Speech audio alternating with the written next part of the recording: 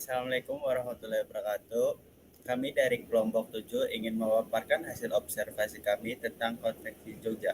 Sebelumnya, perkenalkan saya Farhan Safarudin dengan NIM 32322. Perkenalkan, saya Nindya Satya Prayoga dengan NIM 314. Saya Ulfa Karisma dengan NIM 333. Saya Citra Indah Kurnia dengan NIM 342. Oke, langsung saja. Profil singkat tentang konveksi Jogja. Nama perusahaan Konveksi Jogja atau PT Adiba Indonesia. Tahun berdiri 2020. Jam operasional di pagi hari dari pukul 8.15 sampai dengan jam 4 sore. Untuk tanggal merah dan libur nasional, toko tutup. Konveksi Jogja pada awalnya berdiri sebagai usaha rumahan atau UMKM pada tahun 2020 yang bergerak di bidang konveksi dan jasa pembuatan pakaian, khususnya seragam kerja dan kemeja. Seiring berkembangnya pemasaran melalui media sosial, khususnya Instagram, jangkauan pasar semakin luas hingga ke berbagai daerah di Indonesia, sehingga usaha ini berkembang dan memiliki sekitar 60 karyawan dengan sistem operasional yang lebih terorganisir. Untuk desain barang, produk utama kemeja taktikal atau seragam sekolah, seragam instansi, dan perusahaan. Kemeja taktikal bukan kemeja formal biasa. Model ini dibuat lebih kuat dan fungsional karena dipakai untuk kerja di lapangan atau aktivitas berat. Keputusan desain produk bertujuan agar produk yang dihasilkan sesuai dengan kebutuhan dan selera pasar. Melalui konsep ATM atau amati tiru modifikasi, konveksi juga tidak hanya mengikuti tren tetapi juga menciptakan diferensi produk sehingga memiliki keunggulan yang kompetitif.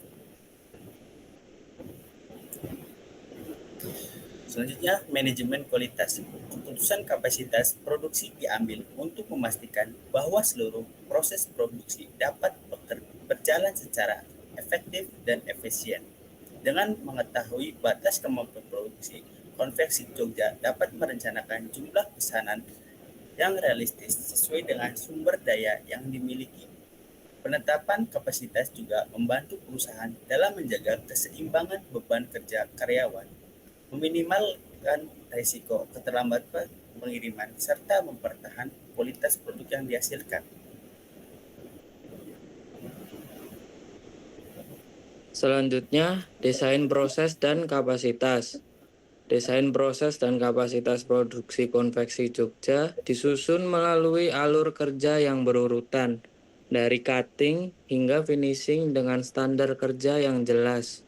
Perusahaan menjaga keseimbangan antar proses untuk menghindari bottleneck serta menetapkan batas produksi harian sesuai kemampuan produksi penyesuaian. Jumlah pesanan dilakukan guna mencegah over capacity, keterlambatan, dan menjaga kualitas produk. Pemilihan lokasi. Dalam menentukan lokasi usaha, Konveksi Jogja mengambil keputusan strategis dengan memisahkan lokasi produksi dan kantor pemasaran. Lokasi produksi ditempatkan di daerah pedesaan guna menekan biaya operasional seperti sewa dan upah tenaga kerja. Sementara itu, kantor pemasaran ditetapkan di area yang mudah dijangkau dan dekat dengan jalan utama untuk memudahkan interaksi dengan konsumen. Keputusan ini menunjukkan bahwa perusahaan lebih mengutamakan efisiensi biaya tanpa mengurangi kualitas layanan kepada pelanggan.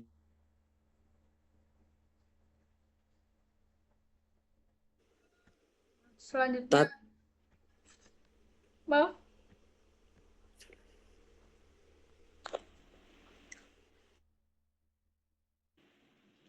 Selanjutnya, tata letak produksi. Konveksi Jogja menerapkan tata letak produksi berdasarkan prinsip alur proses yang berurutan, mulai dari pemotongan bahan, cutting, bordir, penjahitan, hingga finishing. Tata letak ini dirancang agar aliran material tidak saling berpotongan, sehingga meminimalkan waktu tunggu dan pergerakan yang tidak perlu. Selain itu, perusahaan juga menerapkan prinsip 5R, yaitu ringkas, rapi, resik, rawat, dan rajin, untuk menjaga kebersihan dan keteraturan lingkungan kerja. Dengan layout yang efisien, proses produksi dapat berjalan lebih lancar dan produktivitas karyawan meningkat.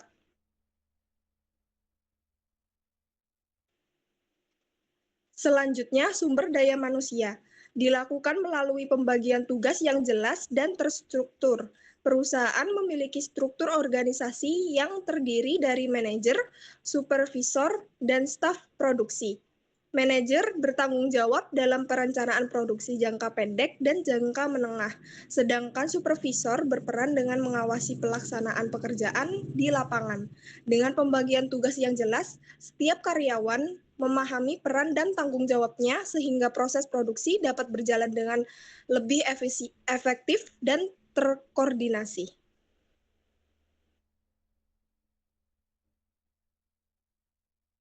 Selanjutnya ada manajemen rantai pasokan. Jadi, Konveksi Jogja bekerja sama dengan supplier kain dan aksesoris untuk memenuhi kebutuhan bahan baku produksi. Pemilihan supplier dilakukan berdasarkan kualitas bahan dan pengalaman kerjasama sebelumnya. Hubungan kerjasama dijaga dalam jangka panjang untuk menjamin kelancaran pasokan, meskipun hingga saat ini kerjasama tersebut belum diikat dengan kontrak formal.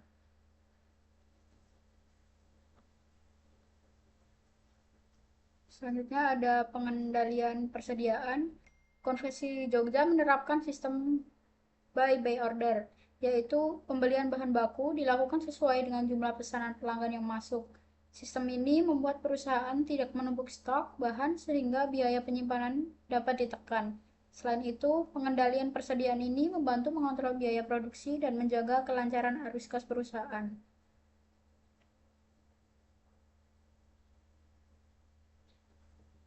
Selanjutnya ada penjadwalan produksi. Penjadwalan produksi disusun berdasarkan kapasitas produksi harian yang telah ditetapkan. Pesanan yang melebihi kapasitas akan dijadwalkan pada hari berikutnya dan diproses sesuai urutan masuk. Sistem ini memungkinkan perusahaan memberikan estimasi waktu pengerjaan yang jelas dan realistis kepada pelanggan.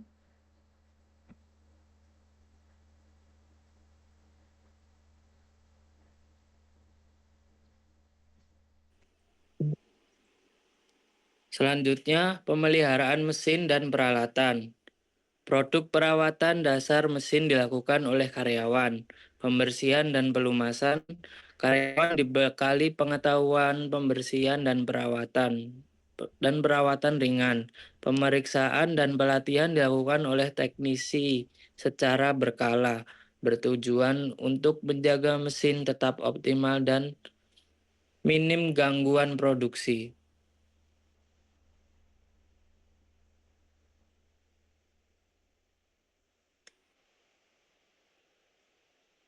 Selanjutnya, strategi operasional dan pemasaran. Keputusan strategi pemasaran di Konveksi Jogja dilakukan dengan memanfaatkan pemasaran digital sebagai sarana utama promosi dan penjualan perusahaan. Perusahaan menggunakan media sosial seperti Instagram, Facebook, dan TikTok untuk memperkenalkan produk, menampilkan hasil produksi, serta menjangkau calon konsumen yang lebih luas. Strategi ini dipilih karena lebih efektif dan efisien dibandingkan pemasaran konvensional, terutama dalam menjangkau pasar hingga tingkat nasional. Selanjutnya ada rekomendasi. Yang pertama, melakukan evaluasi kinerja dan pelatihan karyawan secara berkala untuk meningkatkan produktivitas. Yang kedua, mempertahankan sistem buy order dengan penguatan koordinasi bersama supplier. Yang ketiga, menjadwalkan perawatan mesin secara rutin untuk mencegah gangguan produksi.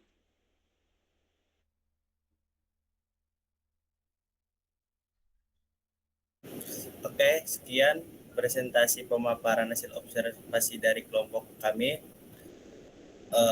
Kurang lebihnya mohon maaf. Wassalamualaikum warahmatullahi wabarakatuh.